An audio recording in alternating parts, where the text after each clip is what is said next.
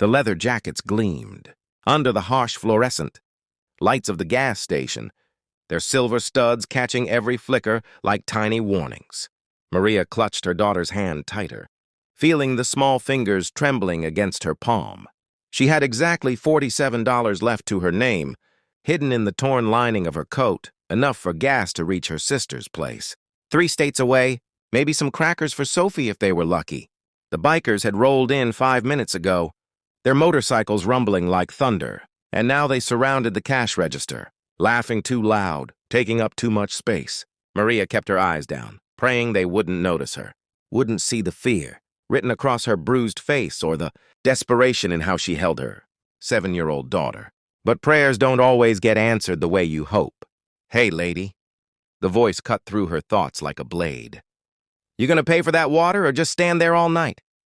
Maria's hand froze on the bottle she'd been holding. She looked up to find 8 pairs of eyes staring at her, men in their 30s and 40s, bearded, tattooed, wearing the insignia of the Iron Serpents motorcycle club across their backs. The kind of men her mother had always warned her about. The kind of men her husband had become before she finally found the courage to run. I'm sorry, I was just..." The word stuck in her throat. The leader stepped forward, a massive man with a gray beard and eyes that had seen too much. "Just what?" Sophie pressed against her mother's leg, and Maria felt something inside her crack. She was so tired.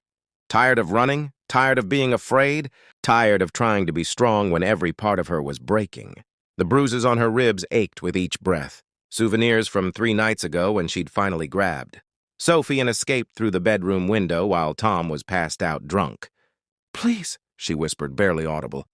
"Just end it fast." The words hung in the air, heavy and terrible. She didn't know why she said them, didn't even know what she meant. End this confrontation. End this life, end this endless nightmare of fear and pain. Her free hand moved unconsciously to her collar, and she saw the leader's eyes follow the movement. Then he did something that made Maria's blood freeze. He reached out and grabbed her shirt. The gas station fell silent. Even the fluorescent lights seemed to dim. Maria closed her eyes, pulling Sophie behind her, preparing for whatever came next. She heard Sophie's small voice, muffled against her back. "Mommy?" But the pain never came. Instead, she felt the gentlest tug.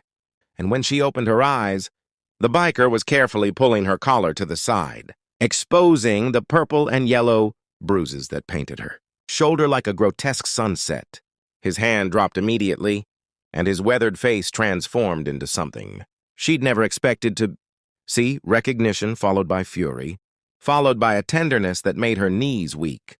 "Brothers," he said quietly, his voice carrying an authority that made every man in that gas station stand straighter. "We've got a situation here." The other bikers moved closer, forming a circle, but not around Maria, around her and Sophie like a protective wall. Maria's mind raced, confusion replacing fear. This wasn't how this was supposed to go. Men like these, men who looked dangerous, men who commanded attention through intimidation. They weren't supposed to look at her with concern etched across their faces. "Ma'am," the leader said, and his voice had changed completely, softened into something almost grandfatherly. "My name is Danny, that's Rick. Pete, Johnny, Mike, Steve, Carlos, and that's Tiny, though he's the biggest of us all." Few nervous laughs rippled through the group. "We're not gonna hurt you. But we need to know, are you safe right now? Is someone after you?" Maria's defenses crumbled. Maybe it was exhaustion, maybe it was the unexpected kindness, or maybe it was simply that she had nothing left to lose. The story poured out of her in broken sentences. Tom's drinking, the escalating violence, the night she realized he might actually kill her, the terror of running with Sophie in the middle of the night, the 3 days they'd been living in their car, eating whatever she could afford, trying to reach her sister in Oregon.